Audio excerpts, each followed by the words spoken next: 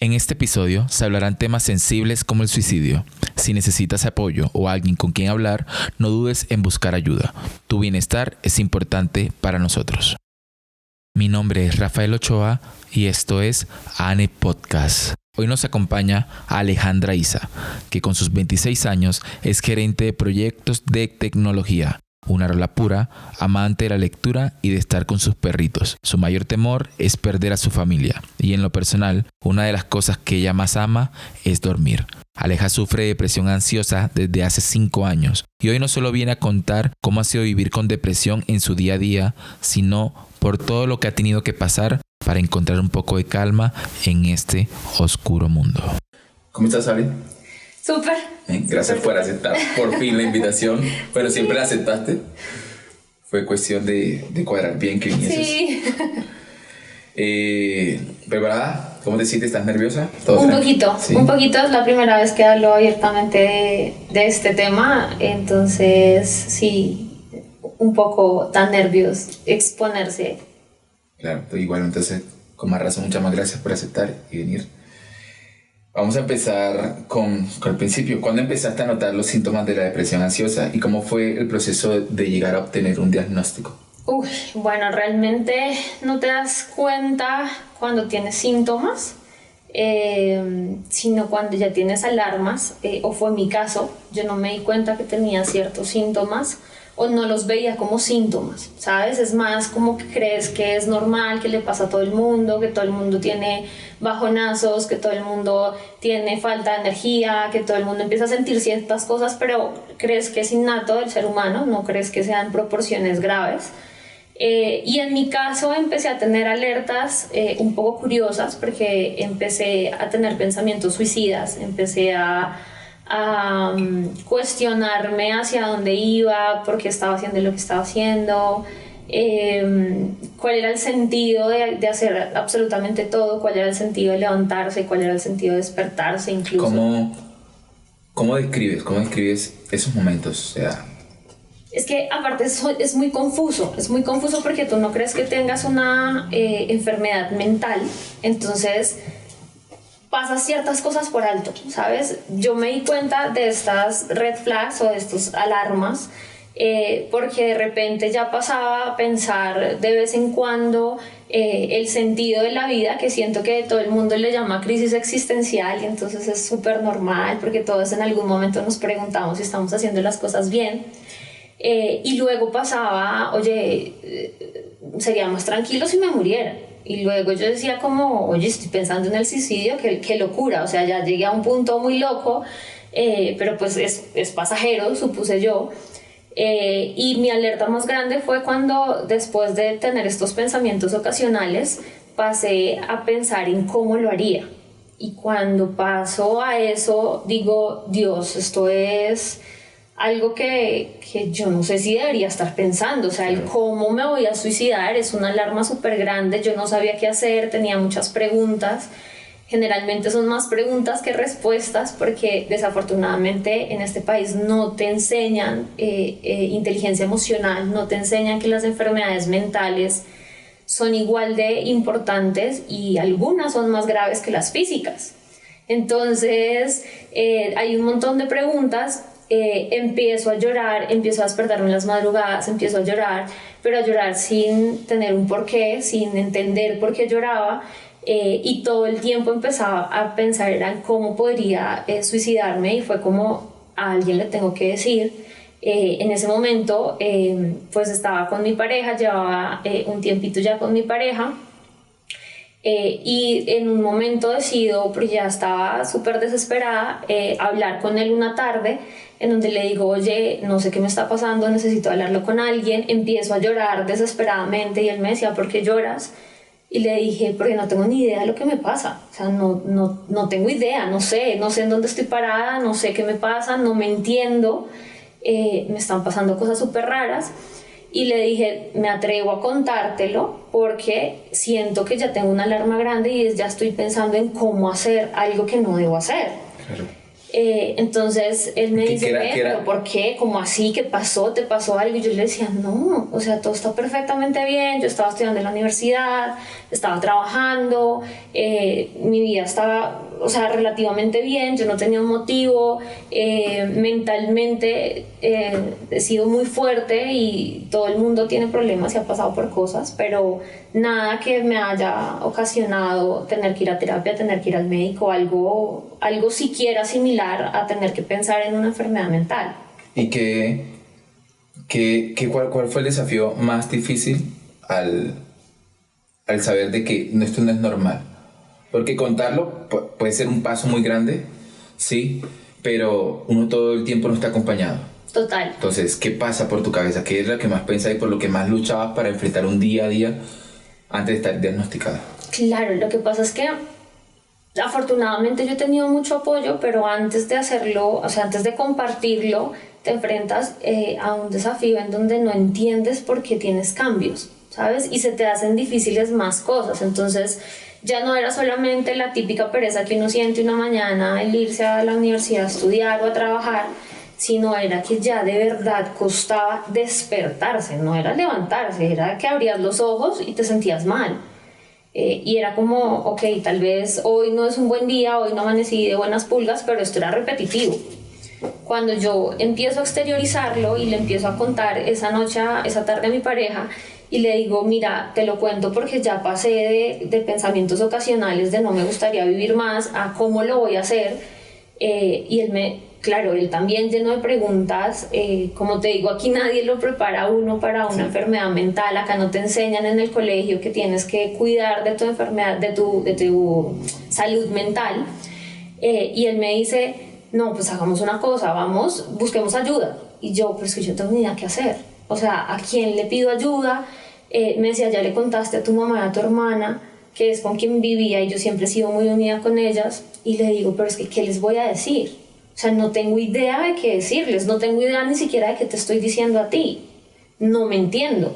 Y es parte de ese choque de Dios mío, ¿en qué momento me pasa algo que no entiendo que me está pasando, ¿sabes? Es súper complicado porque empiezas una guerra mental contigo misma, claro, en donde te pasa esto, pero no entiendes por qué te pasa y sabes que está mal que te pase. Entonces te sientes mal porque te está pasando, pero no lo puedes evitar. Es una guerra horrible de tu cabeza contra tu cabeza. Es súper confuso. Cuando decides, junto a apoyo familiar, y decides ir a buscar ayuda y te diagnostican, ¿cómo ves tú desde ese punto?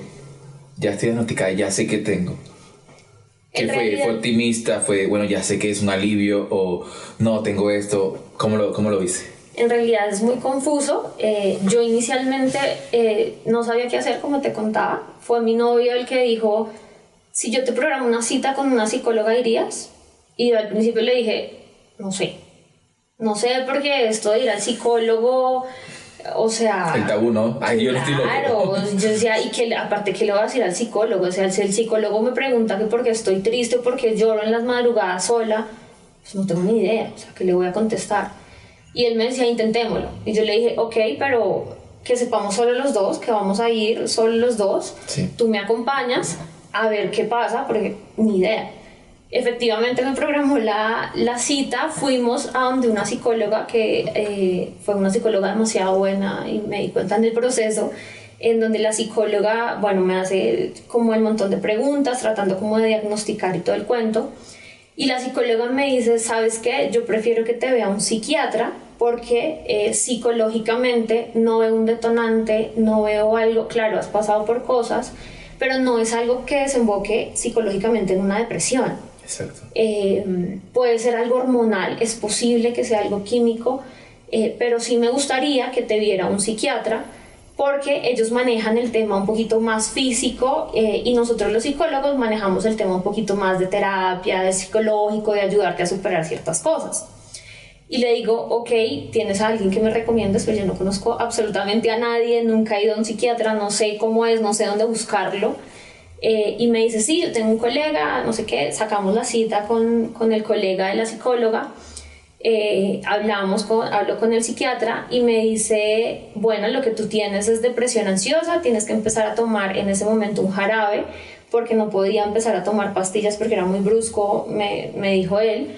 Tienes que empezar a tomar un jarabe para la depresión, tenemos que empezar a ver temas constantes, no sé qué, porque tu tipo de depresión es física, es química. Entonces yo le decía, ¿cómo depresión? Pero ¿Cómo llega a que es depresión química? Porque la psicología le dice no tiene ningún detonante que le haya llevado a eso. Sí. ¿O te hicieron exámenes aparte? No, generalmente son evaluaciones que hacen los psiquiatras y los psicólogos.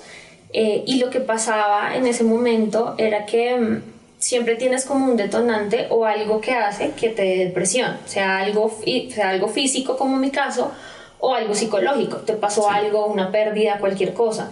Pero digamos que mentalmente yo estaba bien, afortunadamente me considero una persona mentalmente fuerte, y me decían, es que claro, si quieres terapia, lo podemos hacer y lo podemos acompañar, no hay lío, está bien. Pero siento que es más un tema de que tu cerebro no está produciendo la suficiente cantidad de químicos, entonces no estás durmiendo, está afectando el tema emocional, y pues esto ya te está afectando, esto ya incurrió en una depresión, y además de tener depresión tienes ansiedad, porque yo con mi cuerpo físicamente sentía un montón de cosas, las articulaciones, o sea, no son episodios de ansiedad en donde solamente te pones nervioso y empiezas a temblar, sino por dentro te pasan un montón de cosas que ni entiendes por qué.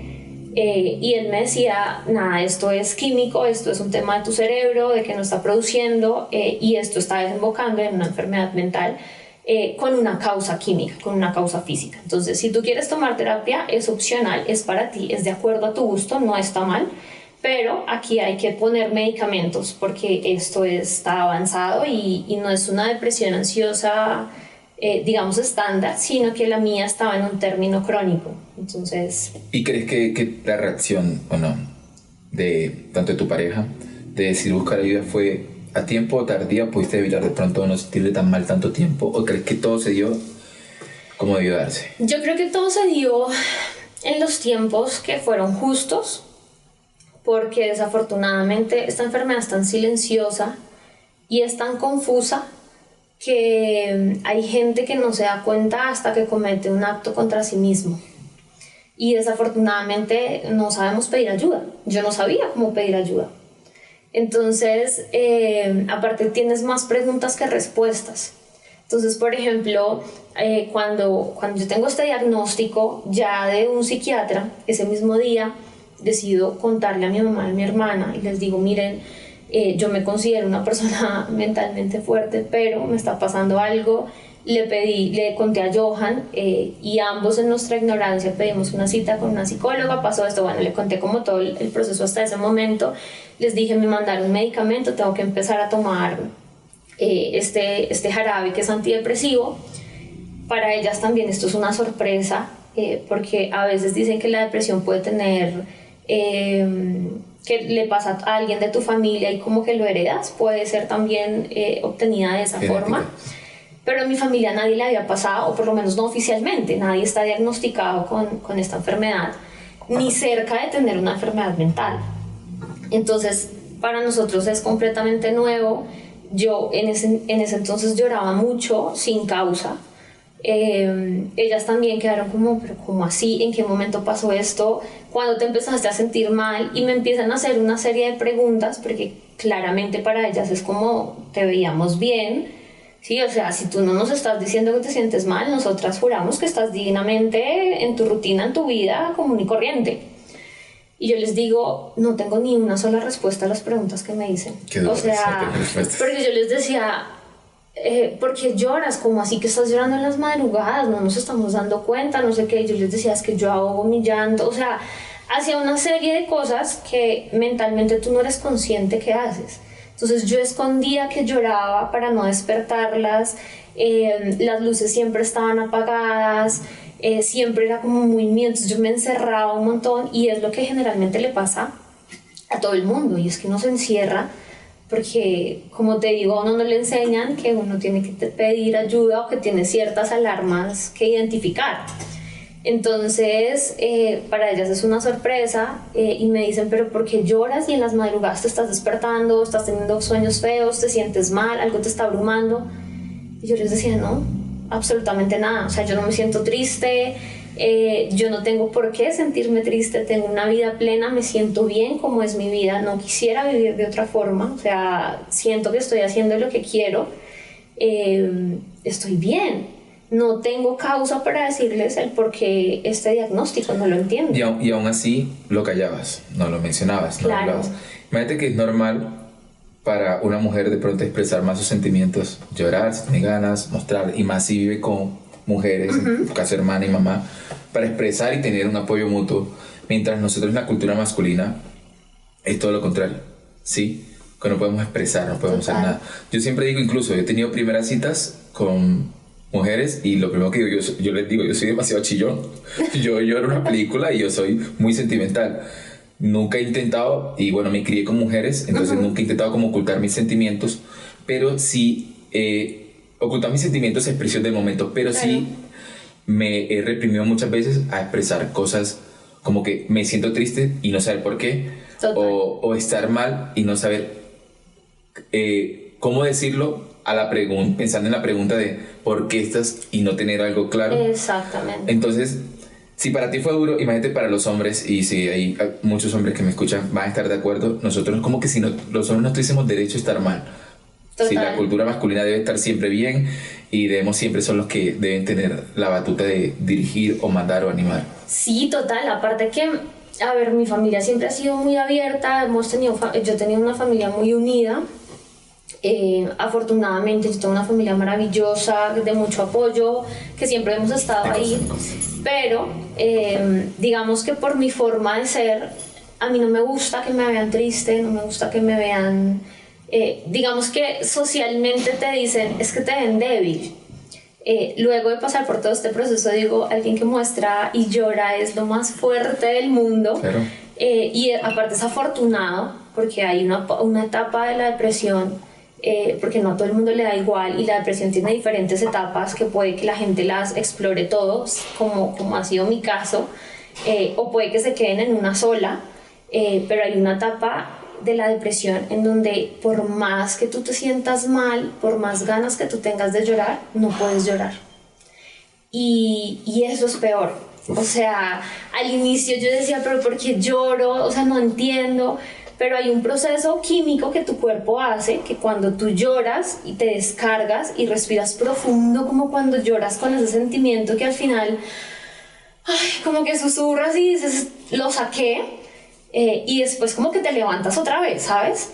Cuando tú no lloras y no sacas eso, el sentimiento o los sentimientos feos no se van. Entonces sigues cargando con eso y sigues cargando con eso y sigues cargando con eso. Y no hay un descanso, ¿sabes? Entonces, cuando yo estaba en esa etapa, yo le decía a mi mamá y a mi hermana y a mi pareja y a mi papá, que son los que saben realmente de mi enfermedad, yo les decía, extraño mucho llorar, y extraño mucho llorar, mucho, y sin sentido, no importa si no tenía un porqué, pero extraño llorar, porque pensé que era lo peor que podía pasar, el llorar sin una razón, sin entender por qué. Y curiosamente en esta otra etapa de esta enfermedad, en donde no puedes llorar, es más tortuoso, es más difícil, y es como me siento mal, tengo muchas ganas de llorar porque te llenas y te cargas, y tú dices, Dios mío, tengo muchas ganas de llorar, pero no puedes. O sea, simplemente tu cuerpo no saca eso, no te salen lágrimas, emocionalmente estás pasmado. O sea, a pesar de que estás cargado y quieres llorar, también hay una parte en donde está pasmada y no llora, no saca eso. Y yo decía, Dios, o sea, esto es peor de cuando empecé, porque cuando empecé yo lloraba mucho, como te decía, en las madrugadas no dormía, pasaban un montón de cosas por mi cabeza. Pero cuando pasé a esta siguiente etapa de no llorar y no poder expresar muchos sentimientos... No, en realidad son etapas de la depresión, independientemente de que sea física, o sea, que sea química o psicológica, el motivo por el cual te da, son diferentes etapas. Entonces, a veces, dependiendo de los cuerpos y dependiendo de la gente, te da que te quedas en la etapa de llorar mucho o de repente no lloras y no muestras ninguna emoción y dejas de sentir emociones, o de repente es una combinación de ambas, o de repente solo sientes cierta emoción y no puedes sentir otra cosa. Son diferentes etapas y depende de cada cuerpo, puedes que las atravieses todas como puede que solo te quedes en una. Llegando a ese primer contacto con ayuda profesional, la medicación, primeramente empezaste con un jarabe. Sí. ¿Qué cambió en tu cuerpo? ¿Qué sentías? ¿De bien o de mal? O... De todo. Realmente mi proceso ha sido un poquito complicado. Incluso lo dice mi psiquiatra, no lo digo solo yo, porque siento que cuando yo digo este tipo de cosas es un poco como ostentoso, ¿no? Como que mi caso ha sido único. No ha sido único, pero ha sido complicado porque luego de llegar a este psiquiatra por medio de una psicóloga que conseguimos por internet y bueno, todo el cuento, luego de que le cuento a mi familia me dice, bueno, busquemos una segunda opinión, pero déjanos acompañarte en esta segunda opinión porque no entendemos nada. Y pues yo tampoco entendía nada. Entonces yo le dije, ok, buscaron una segunda opinión con un psiquiatra espectacular. Yo lo amo porque creo que ha sido uno de los ángeles que ha pasado por mi camino.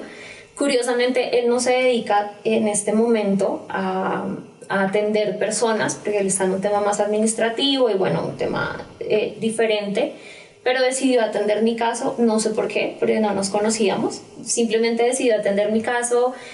Un día fuimos a la consulta. Él me dice, bueno, efectivamente tenemos que iniciar con pastillas, nos explica todo esto que te vengo contando, como mira, esto no es un tema que haya desembocado por algo psicológico, esto funciona así, los químicos del cerebro que no estás produciendo son estos, uno te ayuda a dormir, uno te ayuda con la estabilización del estado de ánimo, y hay otro que en este momento ya no me recuerdo para qué, pero son exactamente como 3 líquidos que mi cerebro no produce solito. Y me dice, lo que vamos a hacer es que con el medicamento le vamos a ayudar a tu cerebro a que empiece a producir esta vaina en grandes cantidades, pues en las cantidades normales. Dije, ok, y mi proceso es curioso porque empiezo con una fórmula y la fórmula no me funciona. Paso a otra y la fórmula me funciona el primer mes y vuelvo y caigo. Paso a otra y me pasa lo mismo. Entonces, con los medicamentos que han salido, con los medicamentos que generalmente funcionan, mi cuerpo no respondía y mi depresión seguía avanzando, entonces seguía siendo más crónica y entonces seguía siendo más difícil de llevar. En un momento me frustro un montón y en una consulta le digo al doc, oye, ¿qué pasa? O sea, nada me sirve, ¿cómo funciona esto? ¿Cuándo se me va a quitar esto? Pero yo estoy... O sea, esto nunca me había pasado y estoy mal, o sea, me siento terrible y no tengo por qué. Y me decía como, a ver, yo te voy a ser honesto, vamos a seguir explorando fórmulas, sí, hasta que encontremos una. Pero hay personas que lo normal de la depresión es que en año y medio más o menos a la persona se le empiece a disminuir los síntomas hasta que llegue a erradicar la enfermedad. Esto sin medicamento, en año y medio. Cuando acompañamos del medicamento es para acelerar el proceso, porque mucha gente no aguanta ese año y medio sintiéndose de esa manera, que es cuando la gente se suicida y empieza a hacer cosas en contra de sí mismo. Y me dice, pero no te voy a engañar, hay gente que vive con depresión, hay gente a la que nunca se le quita la enfermedad y hay gente que aprende a vivir con esta enfermedad y lo que hacemos es intentar controlarla. Pero pues no sé cuál sea tu caso, estamos experimentando, estamos viendo medicamentos y yo paso como por, a ver, mínimo fueron 6, 7 fórmulas de pastillas diferentes, de medicamentos diferentes, probando hasta que llegamos a uno que es muy antiguo, es de los primeros medicamentos que salieron para esta enfermedad. Y debido a lo antiguo que es, empieza a funcionar en mi cuerpo para la enfermedad mental, pero tiene efectos secundarios.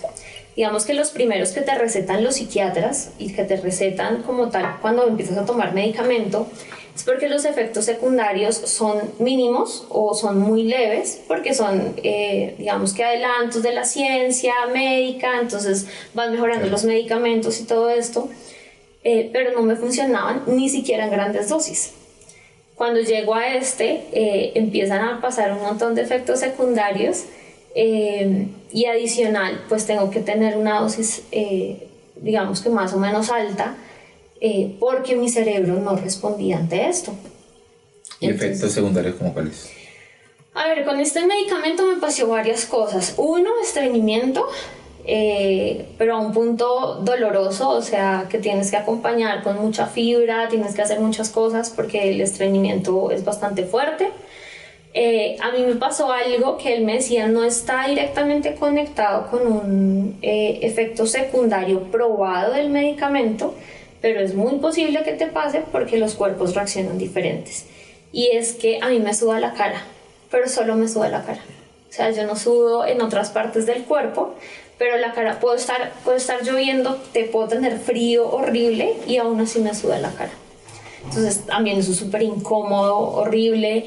Este medicamento es de lenta absorción y da sueño, entonces estoy somnolienta todo el tiempo, entonces por ende tengo energía bajita todo el tiempo, porque quieres dormir y dormir es el paraíso para alguien que tiene depresión, independientemente si es con ansiedad o con otras cosas.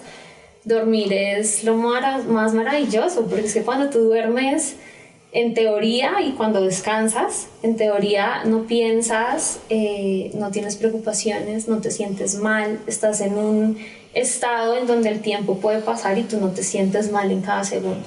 Entonces por eso dormir se vuelve el paraíso. Hoy yo digo que de mis cosas favoritas es dormir, pero es porque es una salida maravillosa cuando tienes depresión. Antes de mi enfermedad tenía muchos otros hobbies, era muy activa, era súper diferente, me la pasaba de arriba para abajo haciendo una cosa, haciendo la otra, estudiando, trabajando, haciendo diplomado, o sea, haciendo un montón de cosas muy chéveres. Cuando llega esto, cuando llegan los medicamentos también, cuando llega este medicamento, la energía bajó. ¿Cuál era? ¿Qué medicamento era? Se llama, en realidad el elemento que tienes que tomar es clomipramina, pero para que lo consigas aquí en Colombia se llama Nafranil. Y hay de diferentes intensidades. Yo tenía una de las más fuertes y tomaba varias pastillas al día, en la noche. Me tocaba tomar varias pastillas para que hiciera efecto y ayudar a mi cerebro pues con ciertas cosas. Como a controlar, ¿sabes? Porque en realidad mi depresión nunca se ha ido, ya llevo un poquito más de 5 años, me atrevería a decir que 5 años y medio con ¿Y este se irá? tema. ¿O por ser química? No lo sé, realmente en este momento está muy controlada después del tratamiento que me atreví a hacer, que ahorita es hablamos de eso, sí. controversial.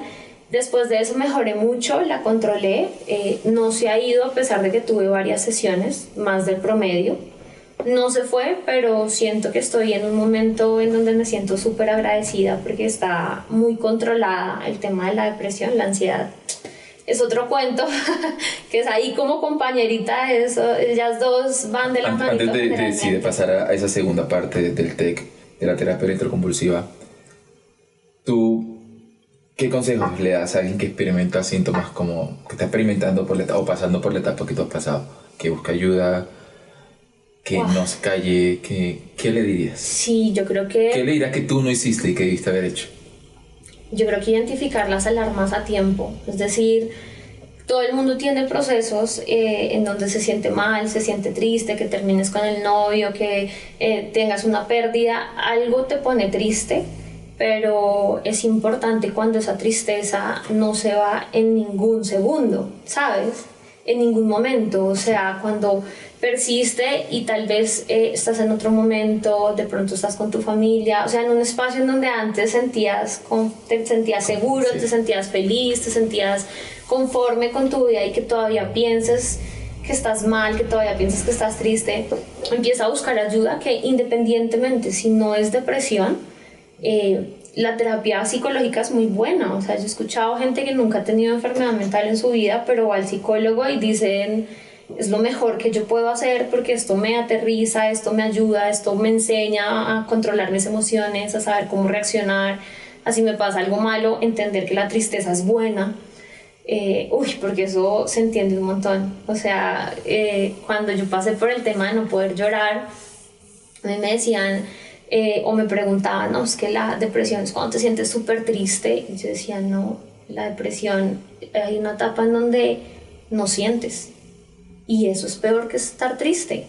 Pero cuando tú estás triste, tú sabes que estás triste, tú lloras o tú haces ciertas cosas cuando estás triste. Escuchas música triste, porque a la gente le encanta sentirse más triste de lo que está. Entonces uno escucha música triste porque de alguna manera te ayuda, te saca esa tristeza. O sea, son cosas que la gente hace. Y la gente tiene un montón de cosas que hace cuando está triste, sea para sentirse bien o para desahogarse full. Pero cuando no sientes nada es horrible, porque no te emocionas por lo que te gusta, no eres feliz en los momentos que tú sabes que serías feliz y no lo sientes, no estás triste, estás pasmado, entonces es horrible porque empiezas a desconocerte. A mí me pasó algo y es que en algún punto yo sentí desconexión conmigo misma, y por ejemplo a mí me decían, bueno, ¿qué te gusta hacer? Y yo no sabía cómo responder esa pregunta, porque no me gustaba hacer nada. ¿Qué me gusta hacer? Dormir. ¿Y por qué me gusta dormir? Porque no pienso, porque no siento, porque el tiempo pasa y es más fácil. Porque cuando despierto, mi mente está llena de pensamientos, está llena de cosas, está llena de preguntas que nunca respondes.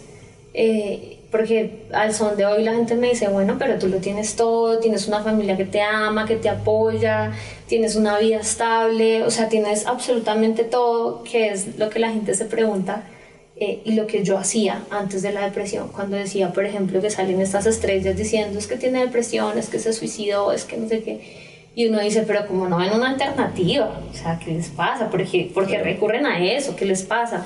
Y yo era de las que decía esto, yo era de las que decía, ¿cómo es que tú no eres capaz de ver otra alternativa? O sea, es ilógico. Y definitivamente para entender esto tienes que vivirlo, porque hay cosas que no se pueden explicar. O sea, el tema, cuando tú intentas explicar la depresión, la gente cree que es full tristeza.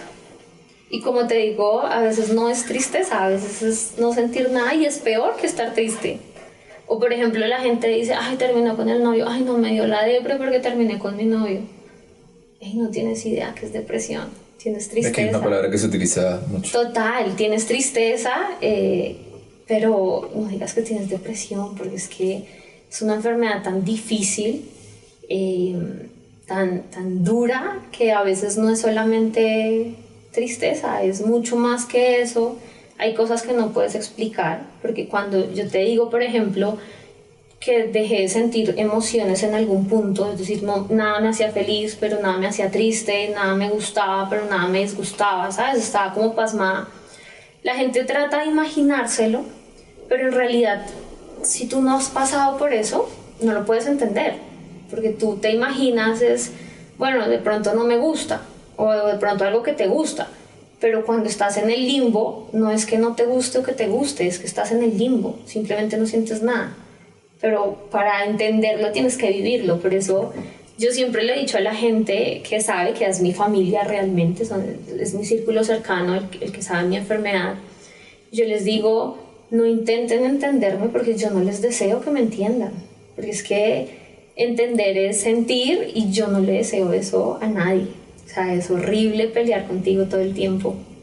Entonces, como tomando como punto de quiebre que llevas con psiquiatra y con los métodos que actualmente se utilizan, que es, sí, pastillas, sesiones.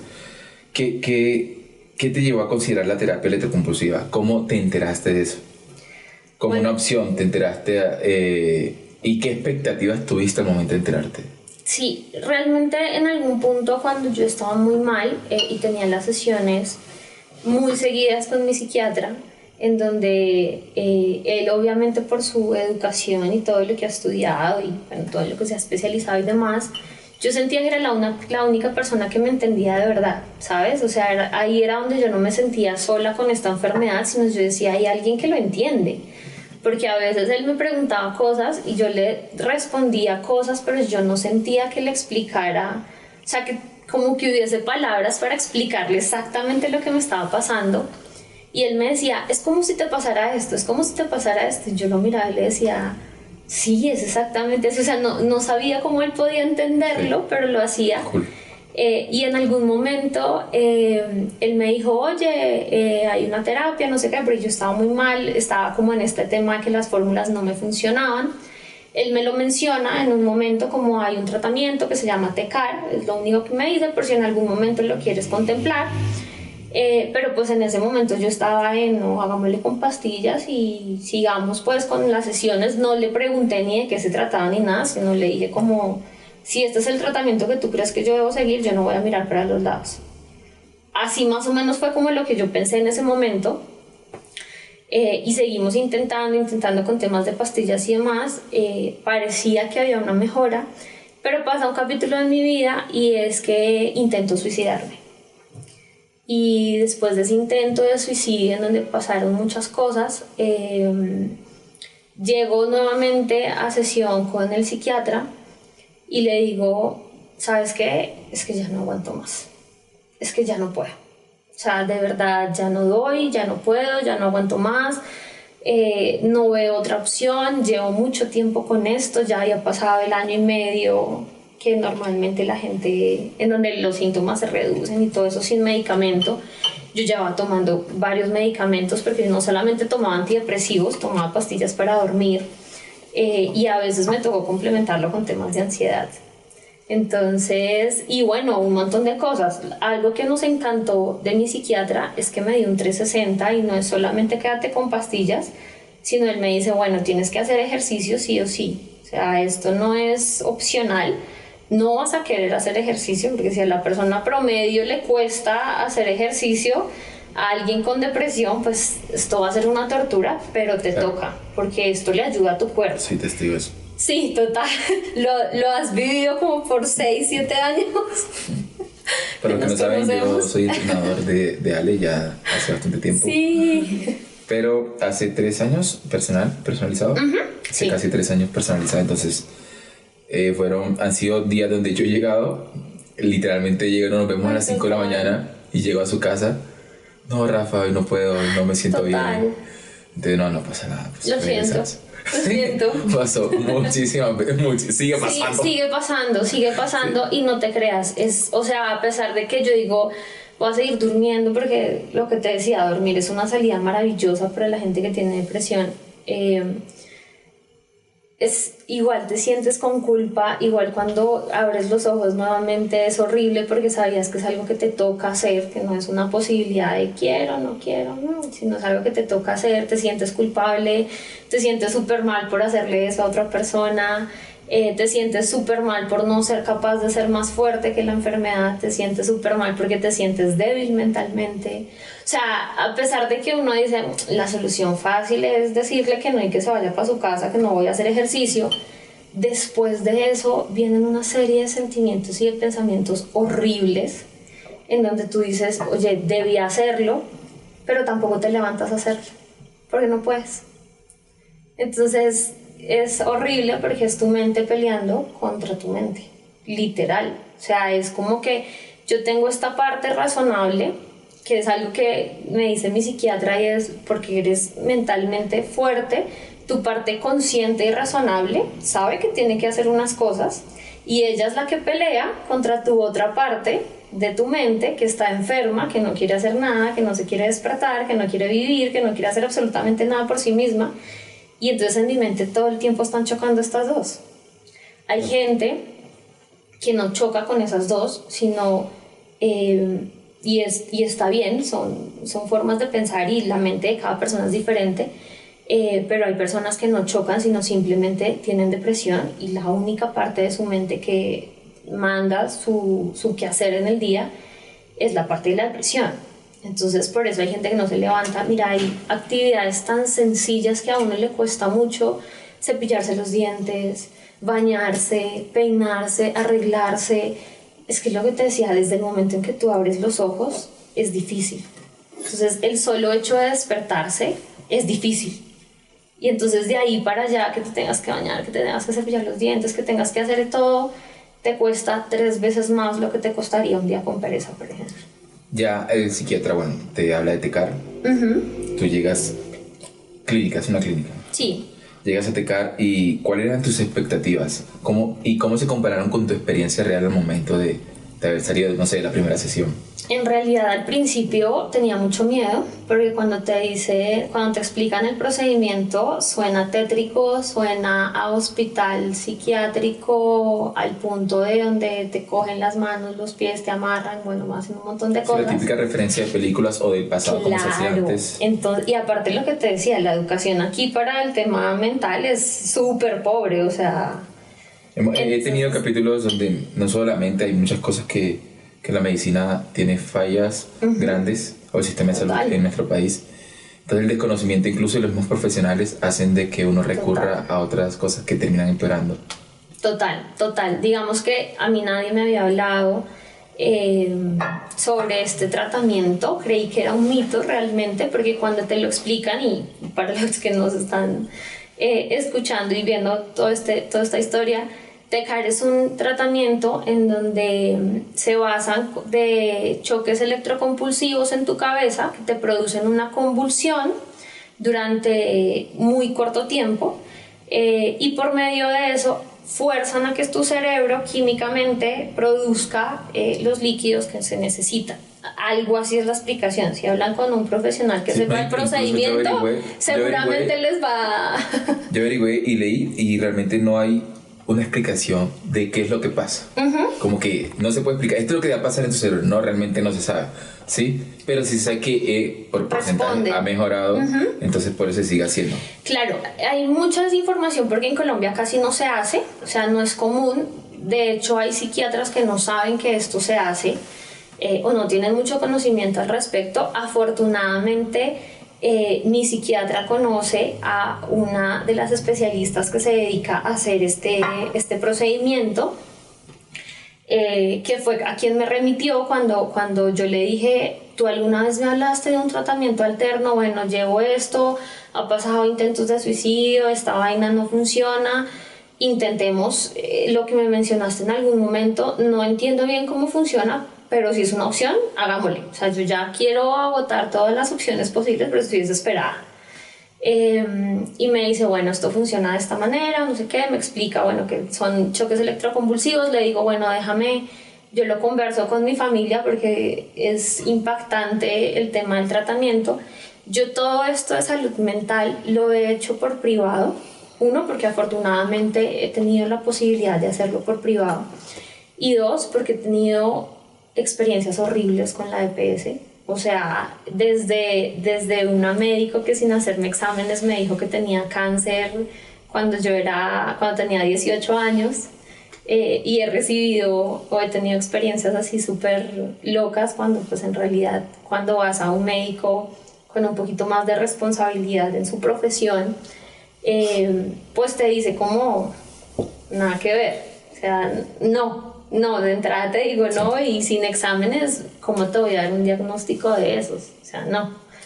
Entonces, todo este proceso, además desde que iniciamos, fue como paguémosle a alguien para que me ayude a encontrar respuestas, porque no sé, el procedimiento de TECAR pues también era por privado, y pues resulta que no es económico, es costoso. ¿Cuánto cuesta?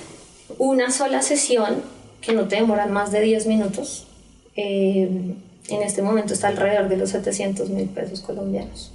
Claro, que son... Entonces no $250. No todo el mundo puede acceder a este tratamiento, que es en parte por la cual mucha gente no sabe también qué se hace. Claro. Porque además de que no lo hace todo el mundo, de que es escaso las clínicas que lo hacen, por lo menos en este país, pues no es fácil llegar ahí. La especialización para hacer esto es un paso más allá.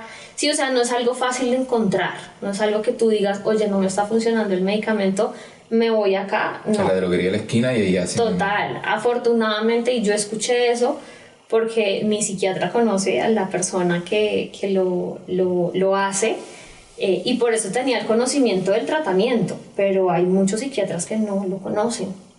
Y si los especialistas no lo conocen, pues de entrada, ¿cómo lo va a conocer alguien que los consulta?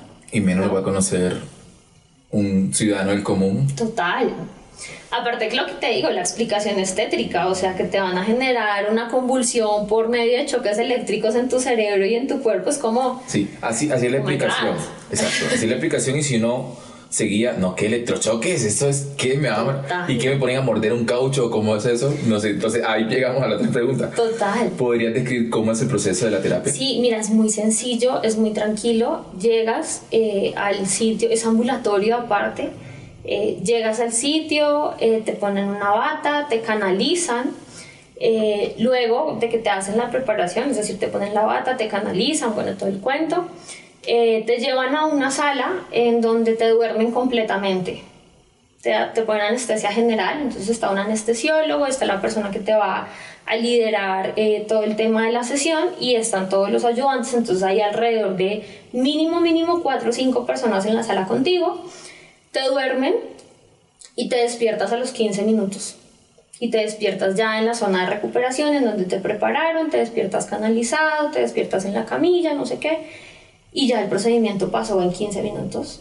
Esperan a que te hagas la recuperación. Por estar sedada no sientes nada, no sientes nada, no sabes qué pasa, y luego esperan tu recuperación, todo el cuento. Cuando ya estás muy bien, te preparan, te visten y te mandan con la persona que te está acompañando, porque como igual estás anestesiada, es necesario que te acompañe alguien.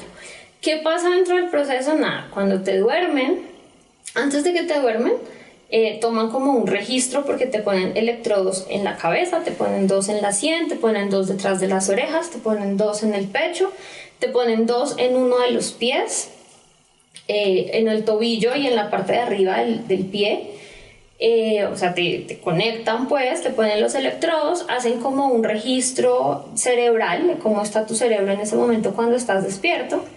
Luego te duermen, efectivamente, y cuando ya te duermen, empiezan por los electrodos a subir la carga eléctrica.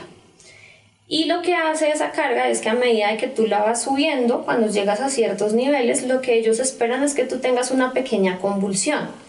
Pero la convulsión es súper controlada, o sea, no es la convulsión típica que uno ve cuando alguien de repente que se mueve todo y entonces súper desesperado. No, se te mueve el cuerpo claramente, se te mueven las piernas, los brazos, bueno, todo, pero es súper controlado. Y la convulsión no dura más de 45 segundos. No te dejan durar más la convulsión. Es el rango que ellos ven necesario y como máximo, y es el rango en donde el cerebro responde. Entonces te generan la convulsión, puede que te generen por una sesión máximo 3 convulsiones, por mucho. Luego nuevamente le bajan a la carga, revisan la estabilidad de tu cerebro, que todo funcione bien, te desconectan y te llevan nuevamente a recuperación. ¿Qué te dice el, no sé cómo se llama, el especialista, el doctor que se encarga de la terapia electroconvulsiva? ¿Cuántas sesiones son o cuánto esto va a durar tanto? Esto varía mucho dependiendo de cada paciente.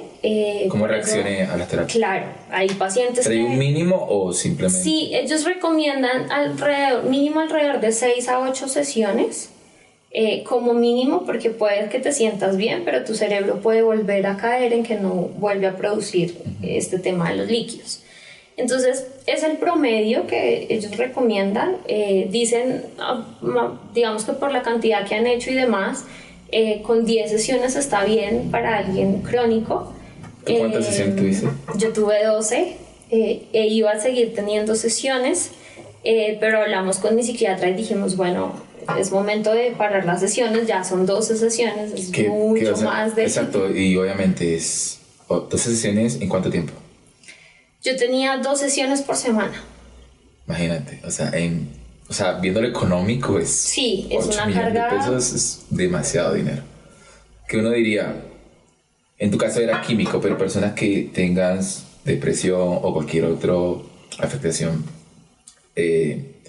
mental, ¿también pueden recurrir o solo es porque lo tuyo era químico y era algo distinto a No, mira, el tema, la depresión como tal es una misma enfermedad, obviamente cada cuerpo es diferente. Lo que pasa o lo que diferencia, digamos, mi caso de los casos psicológicos es la causa. ¿sí? El por qué empieza. Sí. Entonces hay gente que de la parte psicológica, que es por un trauma, algo le pasó, bueno, algo afectó el tema psicológico, y que generalmente se acompañan por terapia, que es lo que les ayuda como a gestionar todo este tema psicológico. El mío, que es químico, que es un poquito más complejo porque ya es que tu cerebro está ahí, o sea, no solamente con terapia que le ayudas a regular, sino que es que de verdad no quiere, no funciona como debe, pues finalmente esa es la causa, ¿sí? Pero creo que TECAR lo puede tomar cualquier persona que tenga depresión ansiosa siempre y cuando pase por una valoración psiquiátrica. Sí tiene que pasar, o sea, si tú estás haciendo terapia y solo estás con el psicólogo, está bien. Si quieres acceder a este tratamiento tienes que tener una valoración psiquiátrica, tienes que ir referido por un psiquiatra. O sea, no puede ser como que, oigan, quiero tomar este tratamiento porque me siento súper mal y lo voy a tomar. No, o sea, hay una valoración, hay un porqué. Igual cuando llegas allá, el equipo que te va a hacer todo este tema accede a tu información, entonces ellos también te hacen cierta evaluación, te hacen ciertas preguntas de cómo está todo, cuánto llevas, si tomas medicamento, si no tomas medicamento, bueno, absolutamente todo tu estudio, y son ellos quienes dicen si eres apto o no para el procedimiento de TECAR. Ok, entonces tú simplemente no puedes decir, no, te aconsejo que lo hagas, ¿sí? No, eso sí es... No, yo creo que si tú eres paciente, digamos, habilitado para TECAR, yo sí digo, hazlo, porque la diferencia se nota. Yo creo que lo de TECAR es lo que me ayuda y lo que en este momento me mantiene estable.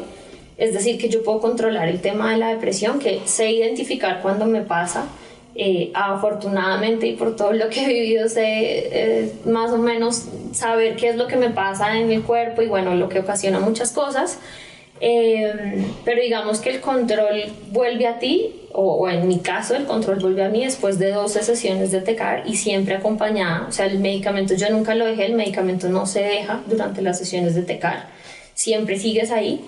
Entonces es muy bueno, pero es una medida que sí no es para todo el mundo. O sea, tienes que tener ciertas características porque es una medida fuerte. O sea, es obligar a tu cerebro por un tratamiento que no es, a pesar de que es sencillo, es corto, es muy seguro, porque mucha gente dice, no, ¿y qué tal te quedes ahí? ¿Qué tal la convulsión, mejor dicho, se extienda? No, es un procedimiento muy seguro, es súper controlado. O sea, ellos, incluso la intensidad para cada uno es diferente. En algunas sesiones me hicieron con intensidad baja para ver cómo respondía mi cerebro. En otras les tocó subir mucho la intensidad porque no quería, pues, como responder a la terapia, hasta que encuentran más o menos los niveles de intensidad que te genera la convulsión y en donde tu cerebro responde. Y los efectos secundarios, porque tú me comentaste, también leí que el que más le temen es a la pérdida de memoria. ¿Tuviste efectos secundarios? Sí tienes efectos secundarios. Es algo que te dicen desde el inicio. O sea, te dicen, mira, realmente el efecto secundario que más... digamos que es más incómodo, es un tema de pérdida de memoria. No es crítico, sí me pasó. No es crítico, no es como que se te olvide tu nombre, tu familia, no. O sea, no es nada, no te olvidaste quién eres, mejor dicho, lo que estudiaste, lo que aprendiste, no, nada de eso. Pero sí empiezas a tener episodios, o en mi caso, tuve episodios que ya no me acordaba.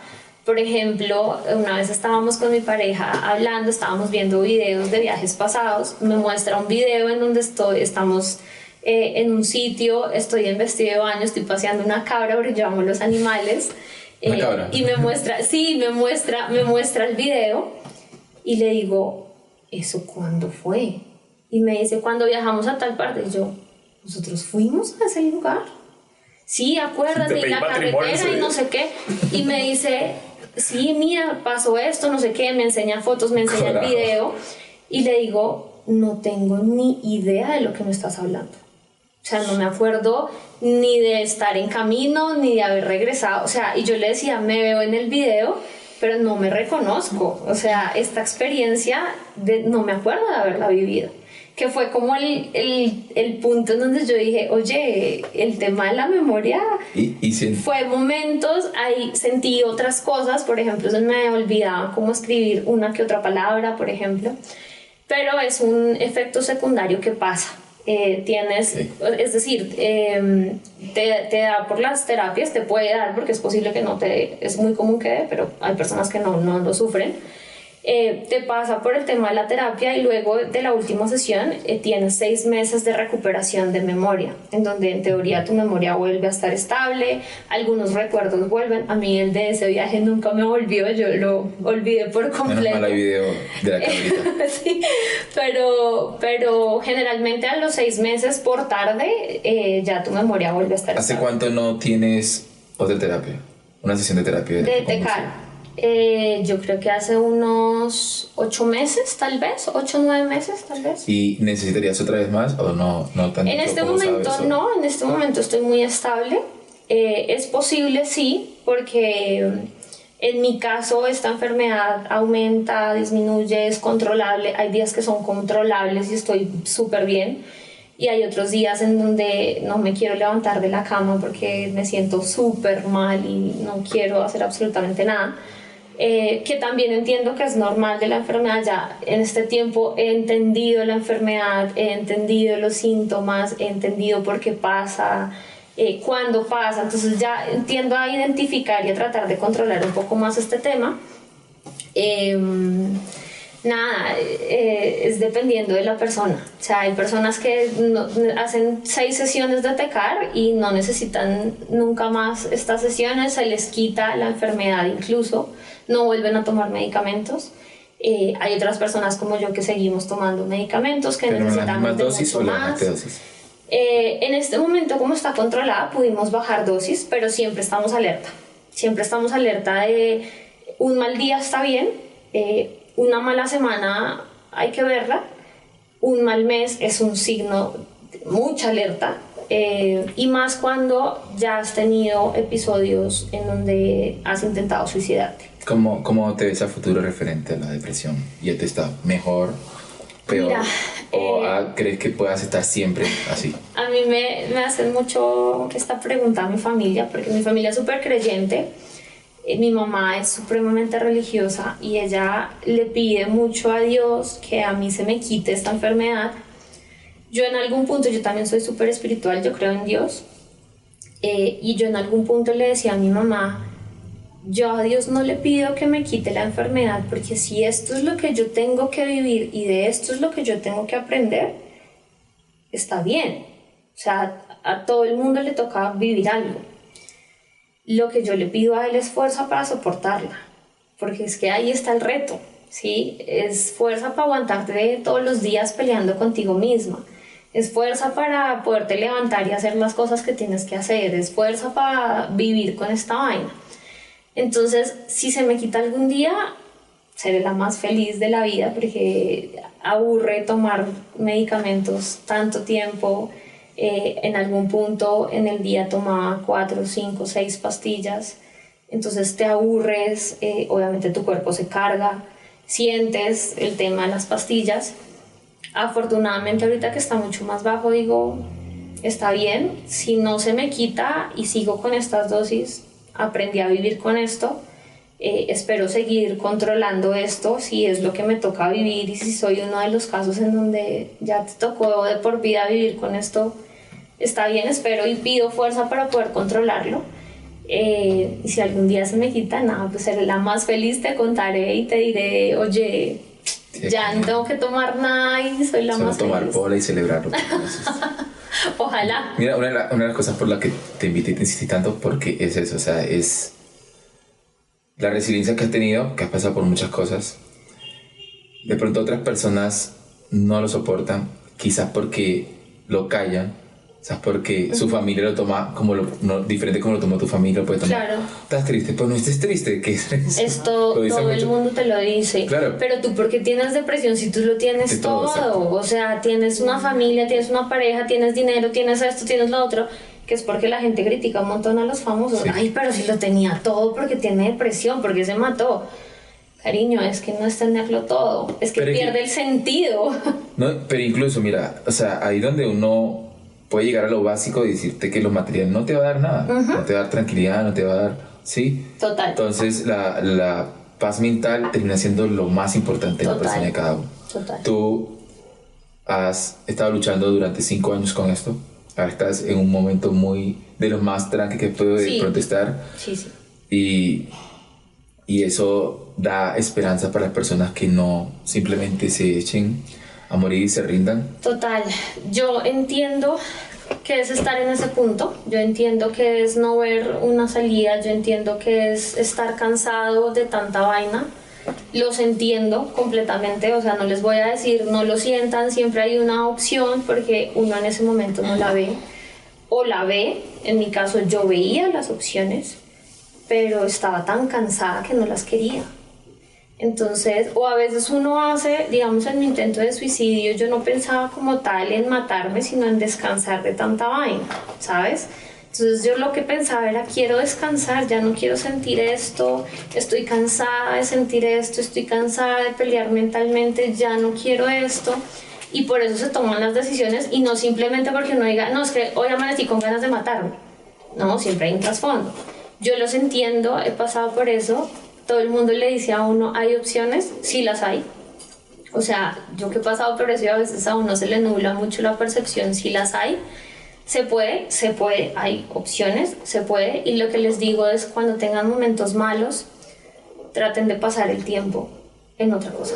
Es decir, yo sé que es súper difícil, pero intenten que el tiempo pase, porque los efectos, si por ejemplo tienes una mala hora, si tuviste una mala mañana, trata de que pase, ponte a ver algo, duerme si te funciona y si lo puedes hacer, porque es la manera más fácil.